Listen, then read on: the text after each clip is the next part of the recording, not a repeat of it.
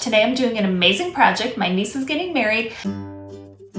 She wants some untraditional things. We were talking about a guest book. Whoever looks at a guest book again? Nobody. So let's do something cool instead. In place of a guest book, we're going to be doing a piece of art that is going to be super cool and that they can use in their home as a piece of art on the wall, on a shelf, wherever, and it's going to be cool, and it's going to have the names of all of the people that attended the wedding.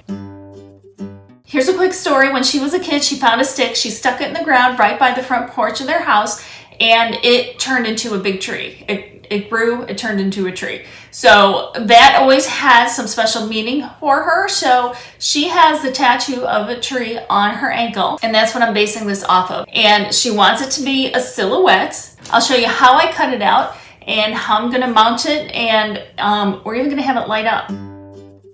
Here's my plywood. It's 1/4 inch. It's a very light plywood. I found it at the home improvement store. It's 17 by 13. I'm using the XTool M1 cutting machine to cut out the tree. It has an automatic camera that shows you exactly what's in the machine so you can position your image. My sister was able to trace or draw the tree, and she got me the image. She took a picture of it, sent it to me, and it was so easy for me to put it into the XTool Creative Space program and get it to cut out the tree. And I'll go into the specifics about that later in the video. Here's a smaller version of the tree getting cut out. And I did that just so I could stick my phone in there and you can see exactly how the M1 cuts it out. It's pretty darn cool to watch it do its thing.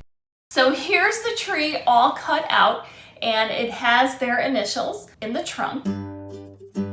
The tree is pretty delicate, but what I did do is I wanted to make it a little stronger, so I glued 2 together. And with the laser cutter, it comes out like exact, so there's no problem having it all match up and gluing it together. I painted on black acrylic paint, and then I wiped off any excess just to give it a wash. I was careful to go around the heart with their initials carved in there because I just didn't want that to blend in with the background. If it was on there a little too thick, I took a little water and I would just rub it off with like a damp paper towel. I made sure to get the edges and the back too. I have a 16 by 20 piece of plexiglass, and that's going to fit right into my shadow box. I got it for $1.99, and it's very, very, very, very thin. So I'm going to take that protective sheet off of that side, and I'm going to use some of my super gloss Mod Podge. So in talking with my niece about this, we decided that it would be fun to have kind of a frosty look as the background for the tree, because the tree is going to be a black silhouette.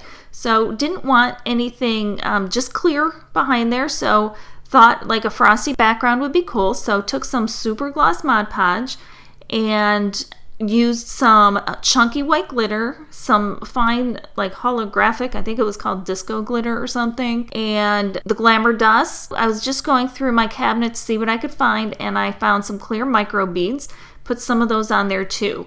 And I ended up doing a couple of coats until it finally ended up like this, and you're just seeing the stripes behind it because I have it leaning up against the shiplap. It was time to start working on the leaves, so I drew a leaf, and I'm going to take you through the quick process of putting it into the XTool Creative Space and how to get it to cut it out. Once I imported the image into my computer, I clicked on Image and I selected the leaf.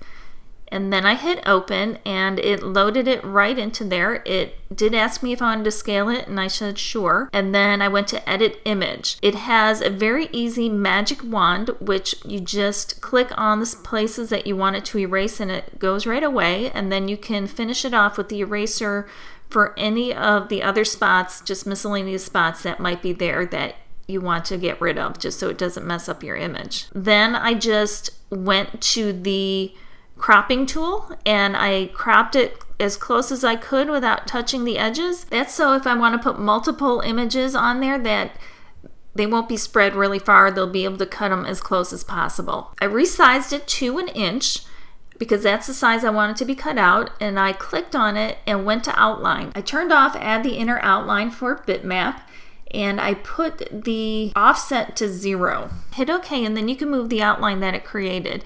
And you want to hit cut, and that will turn it purple, and that's when you know that it's actually set to cut. As I mentioned before, the M1 has a camera, and it shows you the material within the machine. And I had put these 2 pieces pre-painted wood squares in there, and I put it in there already, so that's what you're seeing. I hit grid array and added as many rows and columns as I wanted to be able to fit onto the material. And then I selected it all, and then I did Control C to copy, and then I did Control V to paste. The 2 pieces are the same size, so all I did was duplicate what I had on the first on the second one, just so that I could arrange it and position it individually on each piece. Then I selected the leaves, and then I hit the height. Because I do have them raised up on the triangular prism, I selected that. And then I had it auto measure the thickness of the material. So that might shift your image around a little bit, and then you just need to move it into place because you can see it right on camera. I selected all of the leaves, and then it was time to set the power. And then I put the power at 100 and the speed at 4. And that was going to ensure that I had a nice clean cut through the material that I have.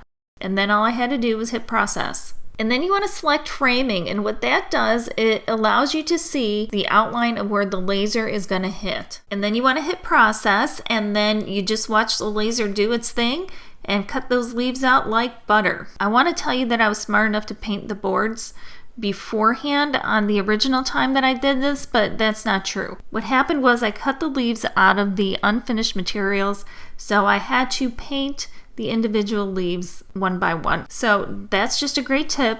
Paint it beforehand.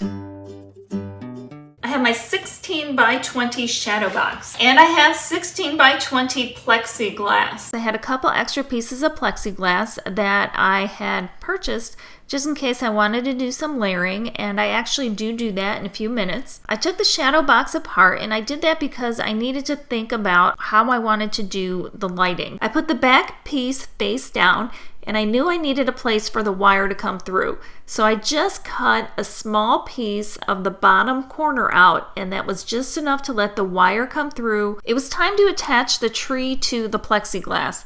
So I put the plexiglass in the frame just temporarily because I knew there would be a little bit of an overlap where the edge of the frame overlapped onto the plexiglass. So I drew a little guideline and put the tree on there. I wanted the glitter side down. Then I centered it, and I used some super glue just to attach it to the plexiglass.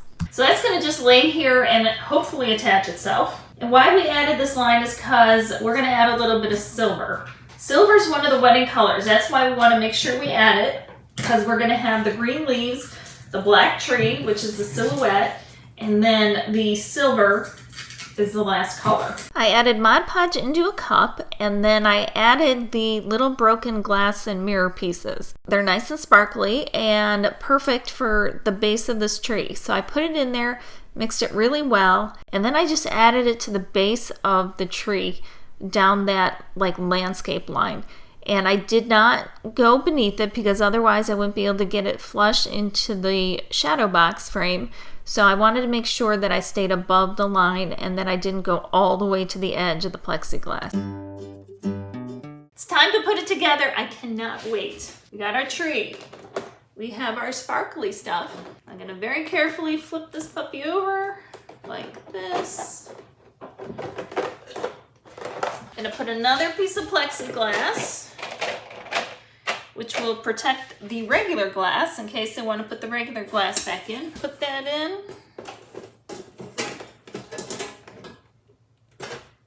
All right, so far so good. Now we're going to put this spacer in that was in there before. I bought these lights, these LED sticker lights. And we know we're going to come out of this corner. I think I'm just going to go for it and then cut it when I need to. So I'm going to start here. The lights were really easy to work with. They had a sticky backing and they stuck on there very well.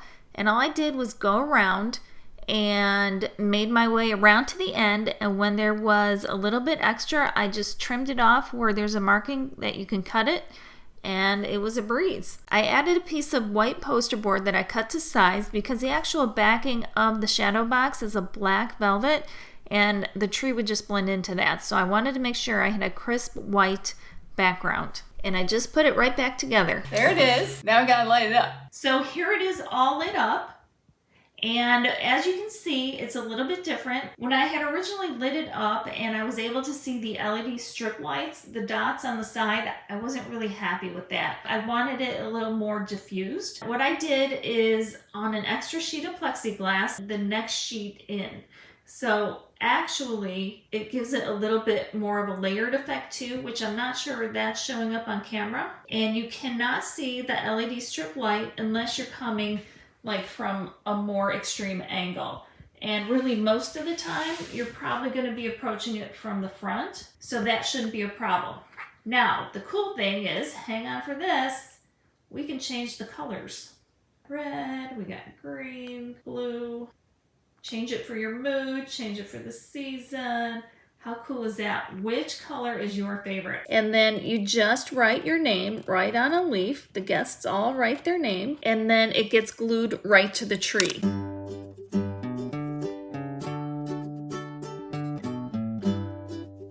And be sure to let me know what you think of this project. And you see this bowl right here? That's gonna be my next video. So you are not going to want to miss it. Be sure to subscribe and ring that bell. And we all know sometimes that doesn't work. So if you want me to let you know when I put a new video up, hit the link down below and it will take you right to an email sign up to my website. Whenever I release a new video, you'll be the first to know. And remember, I have links to everything down in the description below. And while you're here, be sure to check out this video.